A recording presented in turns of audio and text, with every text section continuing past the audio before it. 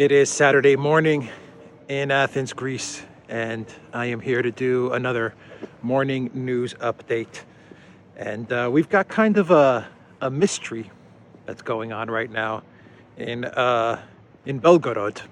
In Belgorod, we have a mystery of the helicopter that hit the oil tankers, the daring midnight missile strike in Russian territory.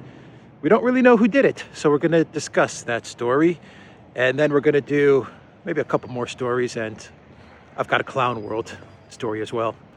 So let me sit down here because we're going to have to unravel this Belgorod helicopter mystery that we have going on. So in the video I did yesterday, I mentioned with regards to this helicopter strike in Russian territory that these helicopters flew low under the radar, middle of the night. They took out an oil depot. No one was injured in Russian territory. No one was injured, but it was a successful attack. It did its job. Big fires broke out, and it was very embarrassing to the Russian military. And Vladimir Putin actually came out, well, Dmitry Peskov, the spokesperson for the Kremlin, came out and said that the Kremlin and Putin, they kind of view this as detrimental to the ongoing negotiations that are underway between Ukraine and Russia. So they said this does not help the process to find a ceasefire. So in that video, I mentioned how the Russian military said that this was a successful strike by the Ukraine military. They said the Ukraine military was behind this, but the Ukraine military did not claim responsibility. And all day yesterday, they didn't claim responsibility. And today, let me pull out my phone here. Today, they actually said they weren't behind it. It wasn't us, they're saying. Let me pull out the quote just so I can make sure I get this right. Because Ukraine is saying, we didn't do this. Let's see, here we go. And this is coming from RT as well. This is coming from Russian media. And they're saying that Kiev has denied any involvement in the overnight attack on an oil depot located on the outskirts of the southern Russian city of Belgorod. Any allegations that it was staged by the country's military are untrue, Ukrainian Secretary of the National Security and Defense Council, Alexei Danilov, said late on Friday. And I quote, this is what the official stated, what Danilov said. For some reason, they say that we did it. In fact, this is not true at all. We do not comment on this. This is coming straight from the Ukraine side, the Secretary of the National Security and Defense Council, Alexei Danilov. That was his statement late Friday night. So the official line from Ukraine is they didn't do it. It wasn't us. So who was it? Who was it? I have four possible scenarios. I mean, I don't know who it is. I don't think anyone knows who it is at this point in time. Well, the Kremlin and Ukraine, and I'm sure U.S. intel, they know who it is, NATO intel. But outside of that, we're just going to have to guess, to make some assumptions. So here are four things. Here are four assumptions, four guesses as to what happened. And I'm sure there are a lot more. Guess number one, this was the Ukraine military, and they just don't want to admit it. I say that because it looks like the Ukraine military is having quite a lot of success, marginal success, with these low helicopter midnight raids. They did it in Mariupol. 2 helicopters were shot down, but they did successfully land. They were shot down when they took off again in Mariupol, in Azovstal, in the steel factory. But I'm hearing reports that it wasn't only 2. There were actually upwards of 7 or 8 helicopters that landed. 2 got shot down, but the other helicopters made it out. They flew from areas close to Nikolaev, areas where the Ukraine military still has control. They flew very, very low under the radars in the middle of the night, and they made it into the steel factory. These 7-8 helicopters, they got most of the guys they wanted out, or most of the things they wanted out. I don't know, but 2 helicopters were shot down. Now, some people say those 2 helicopters that were shot down when they were taken off, those may have even been distractions. Who knows? But there's no doubt that you have these helicopters that are flying at night under the radar, very low altitudes, are having some sort of success. I'm not saying it's going to change the outcome of the war. This is any kind of huge victory. No, I mean, these are just very, very small tactical wins, if you can even call them wins. But they are accomplishing their mission to a certain extent. And so you had the same thing in Belgorod. And Belgorod is a town, is a city very, very close to Kharkiv, maybe a couple of hours drive, something like 50 kilometers away. So maybe the Ukraine military saying, you know what, this is working for us to, you know, pull off these small little missions. And so why should we claim responsibility? Why should we say it was us? So that's the first theory that I have. The second theory, second guess that we could talk about maybe, is that the Russians did it. The Russians did it. They took out their own oil depot, and they're using it as a way to derail the negotiations and to possibly ramp up their military activity. In other words, to go harder into Ukraine now that you're going to have the big battle in the Donbass taking place. This could be used as a way for the Russian military to take the gloves off, for example, to just go harder into that battle and to go harder in general into the overall operations. Maybe this could be used as a way to motivate Russian society. Not that I think you need them to motivate, not that I think you need them motivated because Putin has like an 83 approval rating, but still, we're just throwing out, you know, guesses here. Maybe it's a way to give the Russians a reason to continue to stall or to not move forward with negotiations. Maybe it gives them an excuse to say, you know what, you guys attacked our territory, and so we're going to put the negotiations on pause, or we're going to think about things, or we're going to stall. And then the Russian military completes phase 2 of the operations. They annihilate the Donbass cauldron, and then they move to take the remainder of, say, the southwest of Ukraine, Nikolaev, Odessa, and they create a complete land bridge from Russia all the way to Transnistria. And then we move into, I guess, maybe phase 3 of the operations, which would be, what do you do with Kiev? What happens with Kiev and then the west of Ukraine? Maybe. So maybe the Russians did it? Okay, that's one possibility. A third possibility is that this was NATO. That's a third possibility. This was a NATO operation.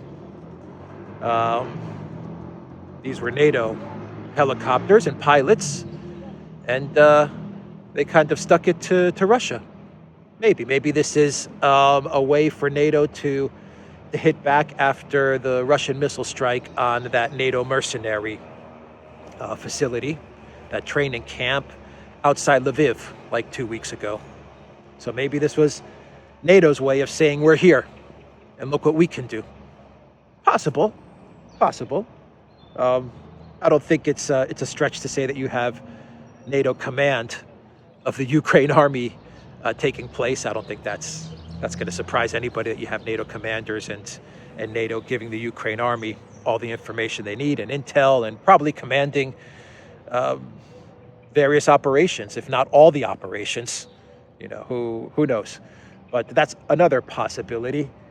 And we get to a fourth possibility, and that may be that this was indeed the Ukraine military, but because the Ukraine military is so disjointed, is so broken up, the lines of communication, they're so isolated, it's like you don't have one cohesive military, you have 4 or 5 different militaries operating in Ukraine because they can't speak to each other, because Russia's taken out all their communication, all their logistics, everything. And this is just kind of the military in the northeast area just kind of acting on their own.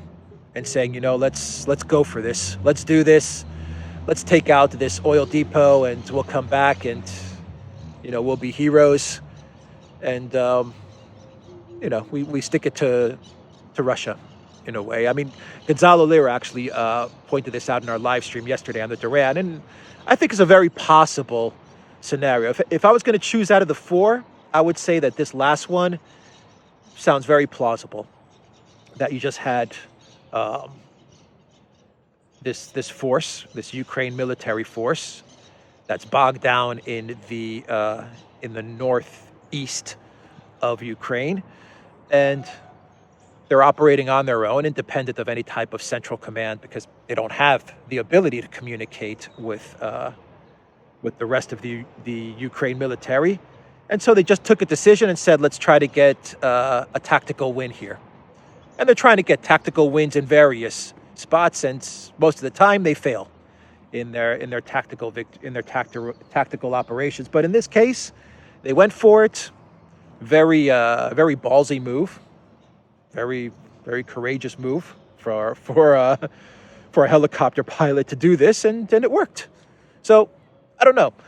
Those are the four scenarios that I've got. Let me know if you've got any other scenarios. I'm sure in the comments down below we'll have all kinds of different scenarios. But right now, the facts on the ground are this. These are the facts. In Belgorod, 2 helicopters in the middle of the night, flying at a very low altitude, took out this oil depot. One helicopter, here are even more facts that we've learned. One helicopter was not successful. The second helicopter was. So one of the 2 helicopters completed its task. This was an attack in Belgorod, inside of Russia. This has obviously jarred Russia, or at least on the surface of things, it's jarred Russia. But the fact is that the Russian military and the Russian command said this was, without a doubt, Ukraine, and they came out with that statement fairly quickly. And the Ukraine military delayed all of yesterday, and finally the evening they came out with a statement and said, this was not us. Those are the facts we have. And we have the statement from Peskov, where he said that the Kremlin does not view this as helping the peace process or the negotiations along. This may derail the negotiations. So we have that bit of information as well.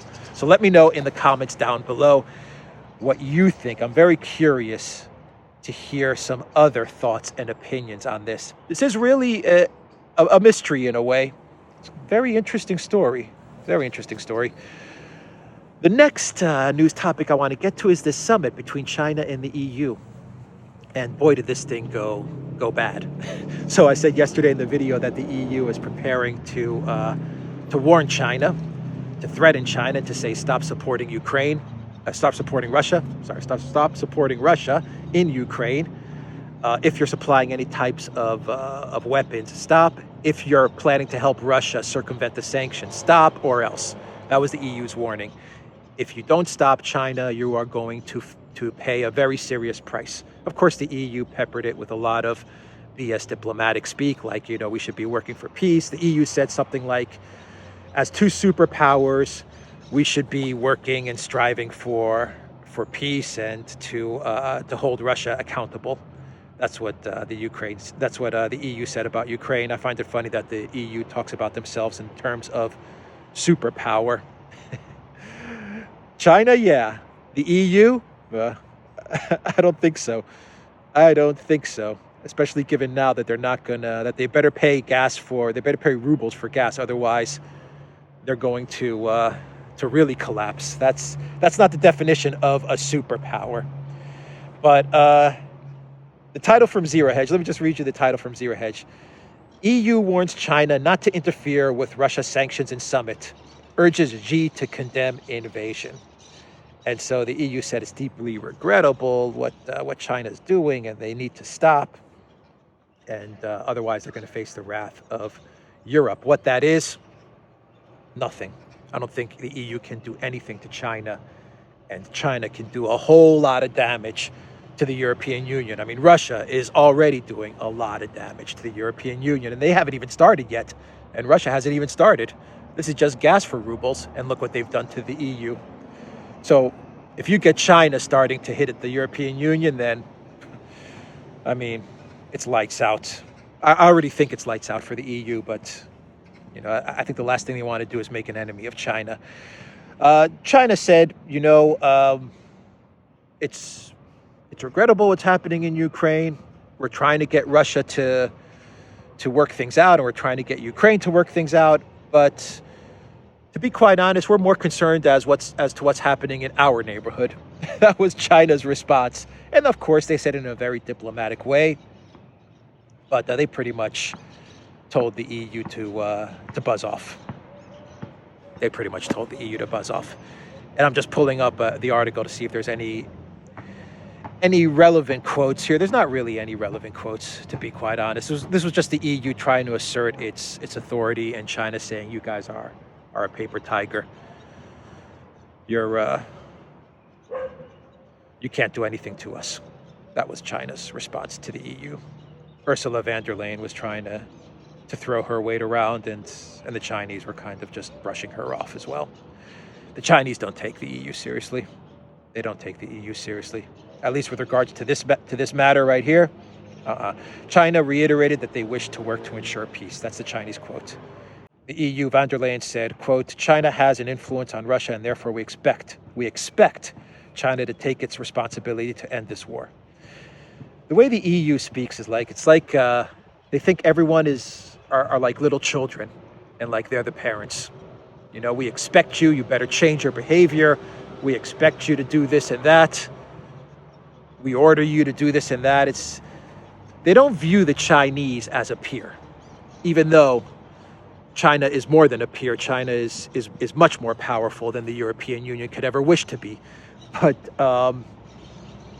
still, to this day, the EU looks at China and Russia and India as countries that are lesser than them. We expect China to take its responsibility to end this war. That's from von der Leyen. That's the news about China and the EU and the summit there. And we have a clown world story. And yeah, this one's a funny one. This is clown world for sure. We have Senn Penn coming out with a statement yesterday saying that the billionaires should begin to purchase airplanes, F-15s, F-16s, tanks, and all kinds of weapons for Ukraine, because the U.S. government and the EU and NATO is not doing it. They're not buying they're not sending the planes over to Ukraine in order to fight Russia. And Senn Penn says this should be now done by the billionaires. The billionaires should take this task over. That is what Senn Penn, the actor, the Hollywood actor, said. And just to give an exact quote here, Senn Penn said, "One billionaire could end this war in Ukraine." And Penn estimated that 2 squadrons of F-15s and F-16s, which he says have better tech than the Russian MiGs or the SUs, would cost only about $300 million. He also called for another $200 million in missile defense, plus add-ons in arming and maintaining creative runways, etc. And Senn Penn said that Ukraine's pilots would be ready to kick Russia out of the skies. Because we all know that Senn Penn is perhaps the greatest military mind and strategist in the last century. And so when he says that Ukraine needs 2 F-16s, 2 F-15s, and some other military equipment, and then they would be able to win this war, well, you know, Senn Penn knows exactly what he's talking about. If only every country had Senn Penn as their military commander, as their commander-in-chief, then, you know, they would be unbeatable if they had Senn Penn running the show with regards to the military. So yeah, Senn Penn is really out in front talking about this war. He said the other day that, what did he say, that he would melt his Oscar statue if Zelensky wasn't allowed to speak at the Oscars? Something like along those lines. He would melt his statues that he's won if Zelensky isn't allowed to speak. I wonder if he melted those statues, because I don't think Zelensky spoke at the Oscars, did he? So I wonder if Sean Penn melted those statues. Look, Sean Penn to me is, he's an actor. As Zelensky is an actor, and Zelensky goes out in front of green screens and reads his speeches and his scripts, so too is Sean Penn just reading a script. For all we know, Sean Penn is either compromised by some deep state globalist forces, and they're saying, Sean, you better get out there and start, talking this war up. Otherwise, we're going to expose you for X, Y, and Z. Or he's being paid by the military-industrial complex, by the U.S. government, by NATO, and they're saying, okay, Sean, we want you to go out there and talk up this war. Publicize this war, talk it up, come out with these statements, because we want this to stay in the spotlight. We want this war to stay on American people's minds. And so Sean Penn is reading the script and he's doing his part. That's all that's happening here. Everyone knows that what he's saying is nonsense for billionaires to buy weapons and to send them into Ukraine. Yeah, that's a really good idea, Sean Penn. That's a really smart idea. I mean, if this really is Sean Penn speaking on his own, then it just shows how stupid he is. Which wouldn't surprise me, because I don't think that Sean Penn is a very bright person, if you want my own personal belief. Good actor? Sure. Bright individual? Not really. I think this is just kind of, reading the scripts and keeping this war in the minds of the public. The actors. The actors are just doing their part. They don't know what's going on in Ukraine. They have no idea of the history. They have no idea where it's even located. They're just told by their puppeteers and their handlers to read this statement, push out this Instagram video, send this tweet, do a video and shed a tear and cry a little bit and talk about how if billionaires just sent weapons to Ukraine, then the Ukraine pilots would kick the ass out of the Russian pilots, and make all of these statements, and we're all good. And here's your paycheck, and be on your way. And that's my opinion as to what's behind these Sean Penn statements. Either way, he's a clown, and this is a Clown World segment, so it fits. It works out. So that's the video. Let me know what you think of Sean Penn's statement. I will leave it there. Check out Alexander's channel.